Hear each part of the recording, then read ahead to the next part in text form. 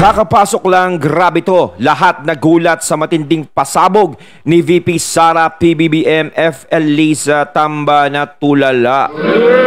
Siyempre, itong balitang ito na ating matutunghayan ngayon, ito po ay nagbula kay Banat News Updates. At ilalagay ko sa description box ang link ng channel ni Banat News Updates para maging updated po kayo sa mga balita na kanyang inilalabas. At syempre, ito ang inyong lingkod na si BT na magbibigay ng reaksyon at komento sa videong ating matutunghayan ngayon. At huwag na natin pagtagalin, sabay-sabay na nating panoorin ang laman ng video na hatid sa atin ni Banat News Updates at bibigyan natin ng reaksyon ang balitang ito.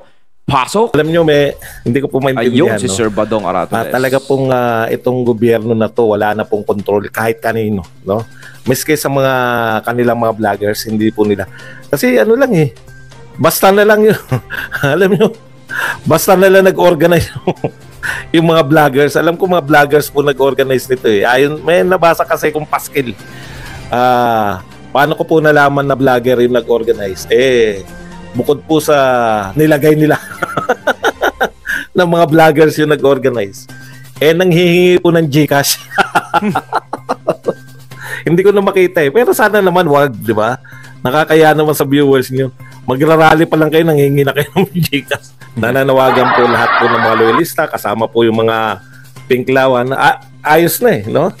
Pati po yung mga kakamping, pinapanawagan nila. So talagang hindi na po maitatanggi na magkasama na po yung Dilawan, Kakamping at tong mga loyalista. Mantakin mo, nagkagano, no? Alam natin is yung nagkaroon nga ng unity team ng eleksyon, ang inaasahan natin is parang ma-expired na ang mga Dilawan. Kumbaga, mawawala na sila sa eksena. Pero ngayon, no, hindi natin ini-expect na ganito ang mangyayari. Na kung ganyan talaga, at totoo yan, naging kakampi ng ano ngayon, di ba? Yung mga dilaw. Is parang nagkaroon lalo sila ng boses.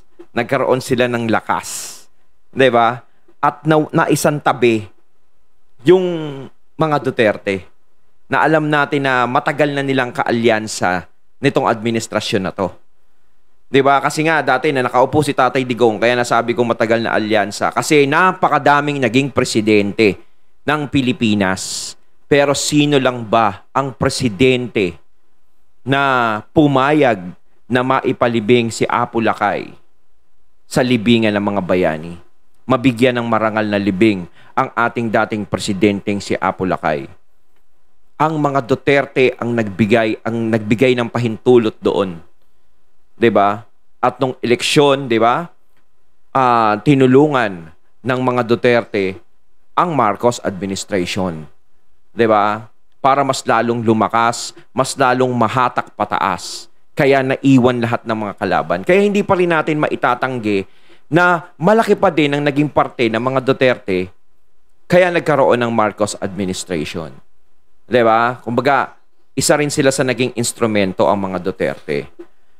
Na inaasahan natin na magiging malakas na alyansa ngayon at magtutulungan sa pagbangon ng Pilipinas. Magkaroon ng bagong Pilipinas. Pero nagkaroon ng bago Hindi ito yung bago na ini-expect natin. Yung bago na nagkaroon ng gulo. 'Di ba? Tayo tayo yung nagkakagulo.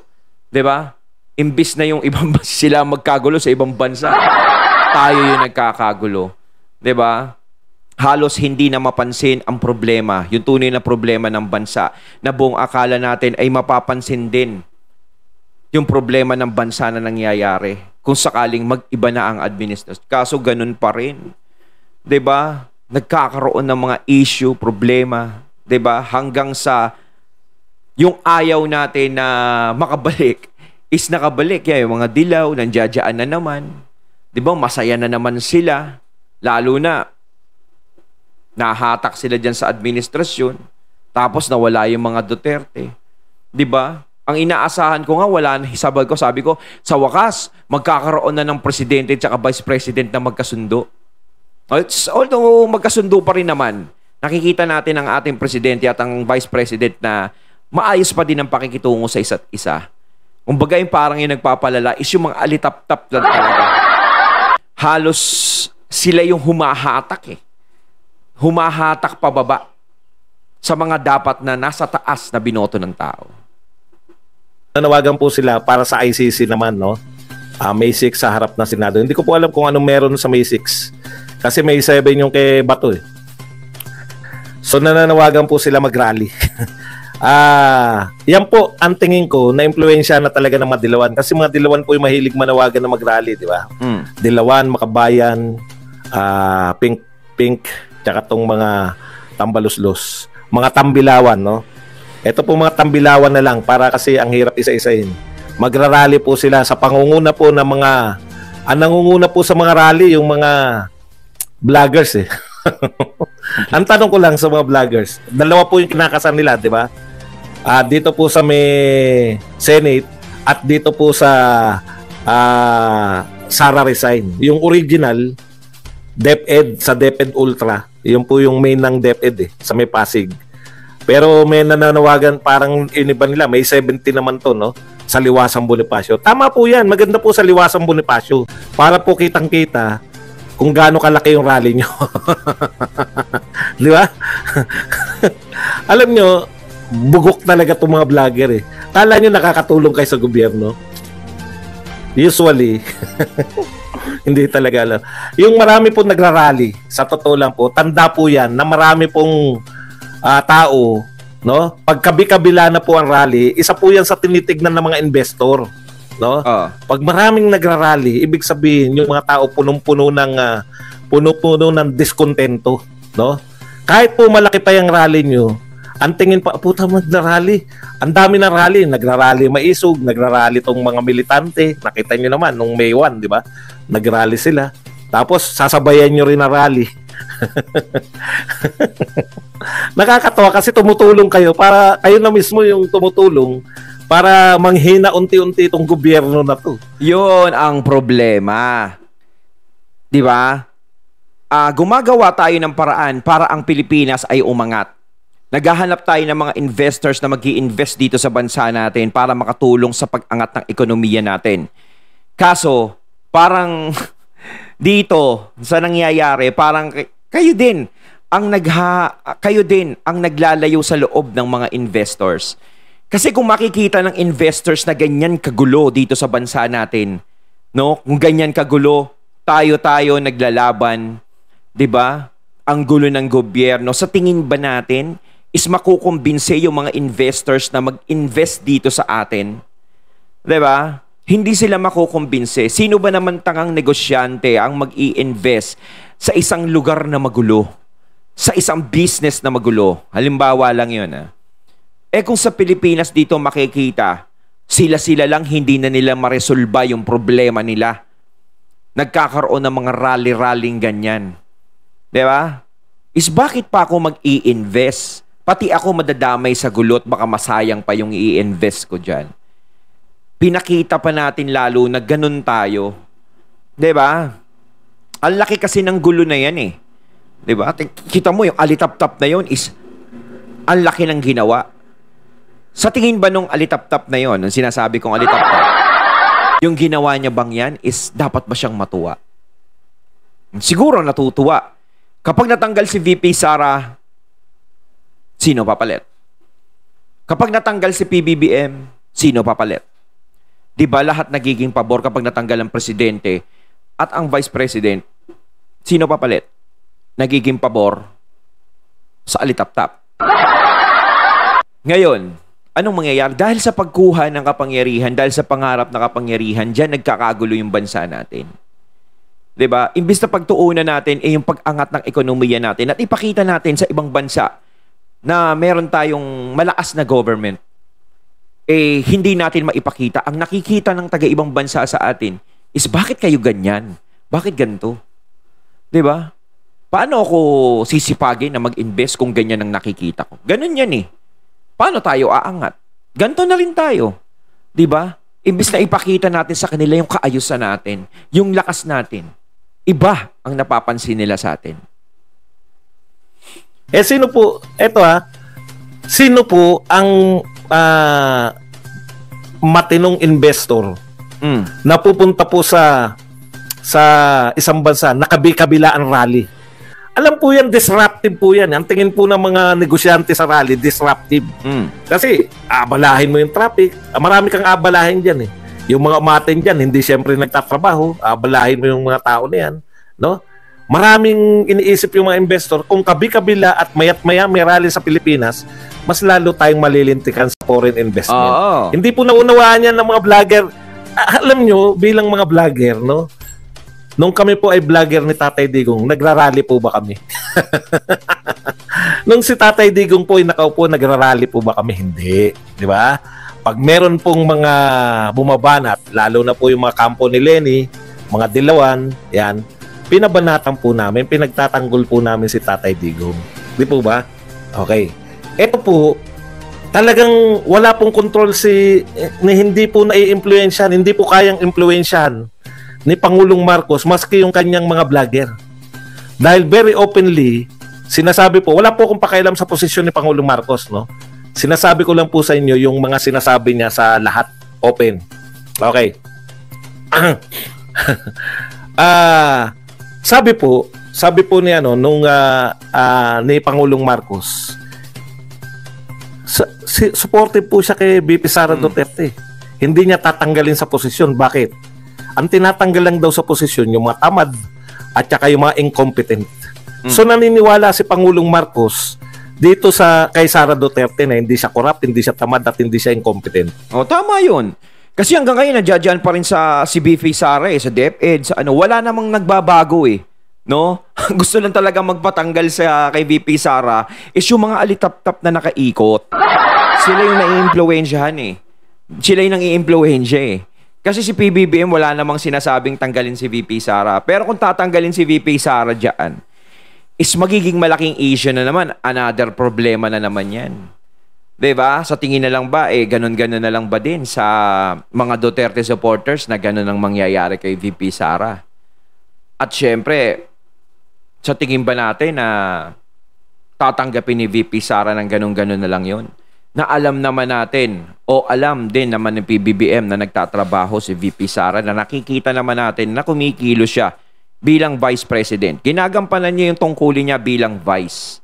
Hindi nga natin siya nakikita na nakikipagdiskusyon, na nagsasalita, mas yung hindi natin siya nakikita na nagpapa-expose masyado.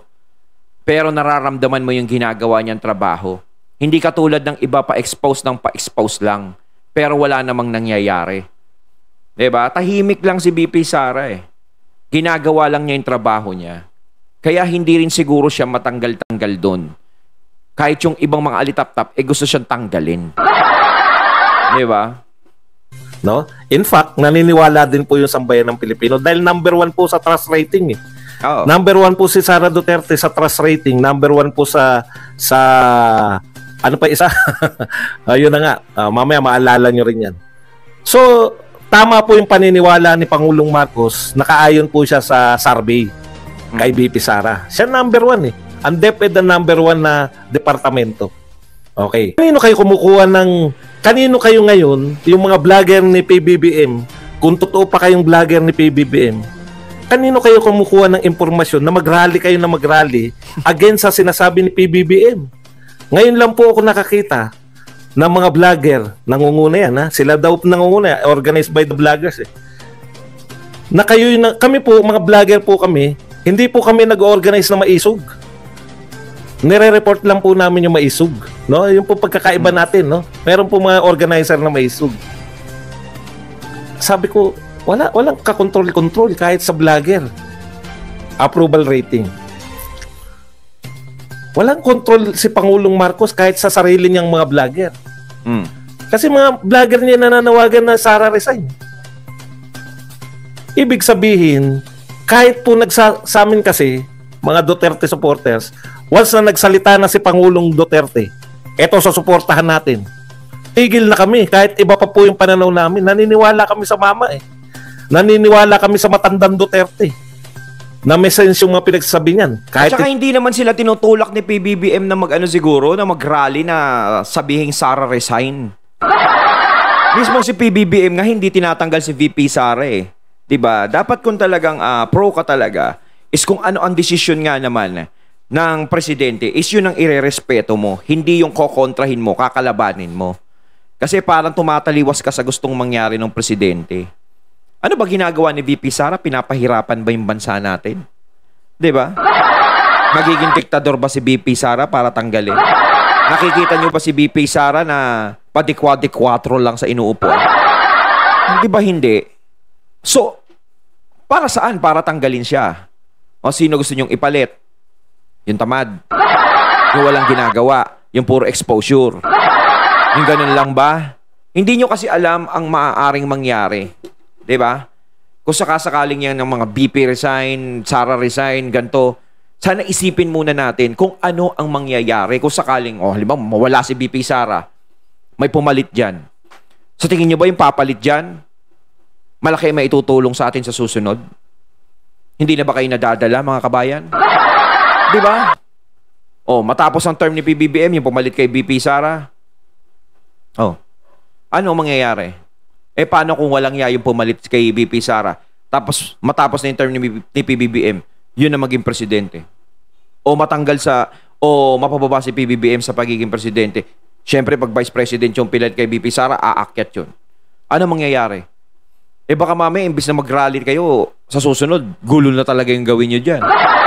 Talaga sinasabi nyo, bakit pa kasi natin ito ginawa Diba? Nasa huli po ang pagsisisi. Kaya bago ko kumilos, dapat pinag-iisipan nyo muna. Pag-isipan nyo muna ng 30,000 beses. Diba? Hindi ko pa naunawaan yan. Susunod ako dyan dahil eventually pag naunawaan ko, ang galing talaga ni Tatay Digo. Ito, paulit-ulit na po nagsasabi na hindi niya tatanggalin si BP Sara Duterte. Hindi po naniniwala. Ano yung pinapakita ninyo? No? ICC pa. Dalawa po pinagraralian nila ICC, buka sa Lunes. Ano po ang pinipresent ninyo sa tao kayong mga vlogger? Hindi kayo naniniwala sa sinasabi ng Pangulo ng Pilipinas? Kung mismong vlogger ni PBBM hindi naniniwala, paano nyo mapapaniwala yung mamamayan? Yun lang. No? Kayo mismo nananawagan ng Sara resign. Wala po akong pakialam. Alam ko, konti lang yan. Gusto ko nga mag-rally kayo para kami naman na magsabi ng, nilangaw kayo. Gusto nyo, pumunta pa ako rin sa rally nyo. Alam nyo, dapat di talaga umaabot sa mga ganito Diba? Para sabihin, magsusuot ako ng t-shirt na langaw. Wag naman. Baka mabugbog ako. Tapos punta ka doon, Sir Badong. Sa totoo lang po. No? Eto hindi po sa kinakantsawan ko kayo. No? Hindi ko po kayo kinakantsawan. Pero sana meron kayong sense na yung pinapanawagan ni Pangulong Marcos na mag-invest kayo sa amin, kaya siya ikot ng ikot.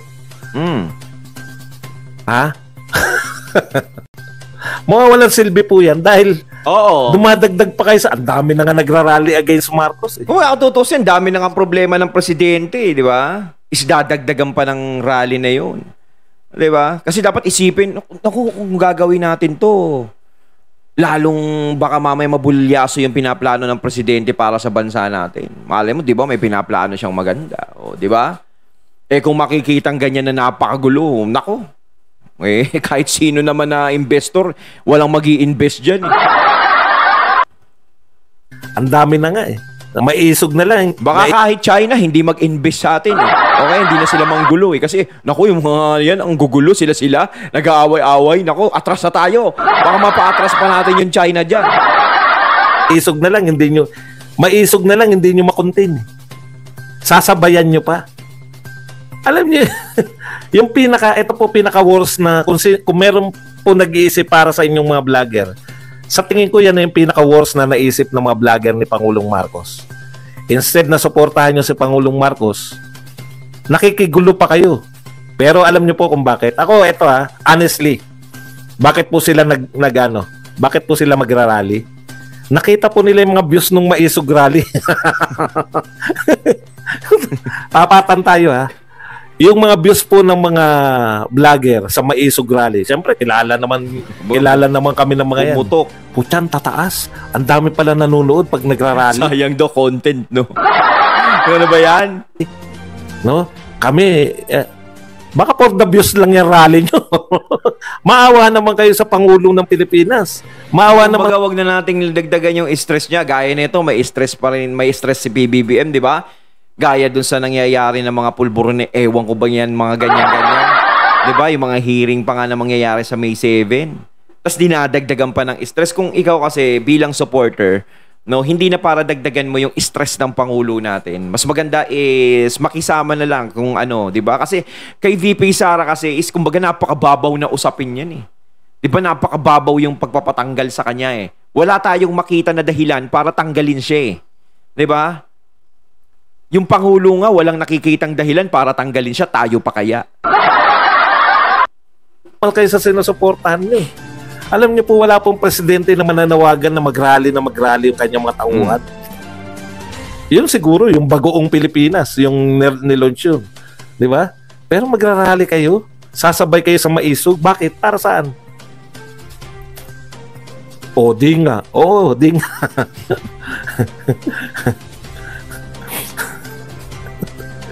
Alam niyo, patawa talaga kayo. Nakakatawa po talaga.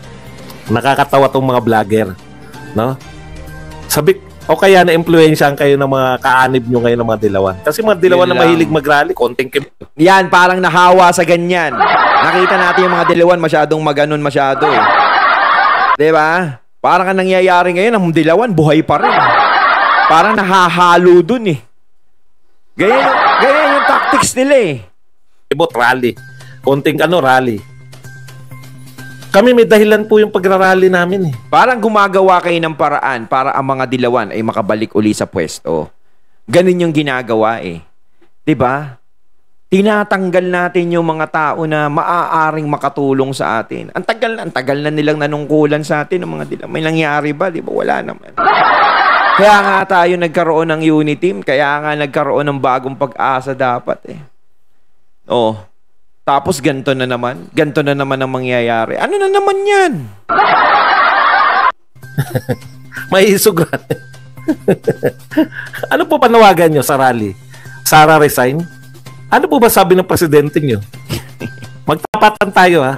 Maghalungkat kayo ng dyaryo. Wala po kaming problema eh.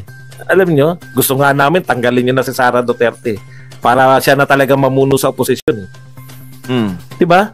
Papadaliin nyo buhay nyo pag tinanggal nyo si Sara Duterte.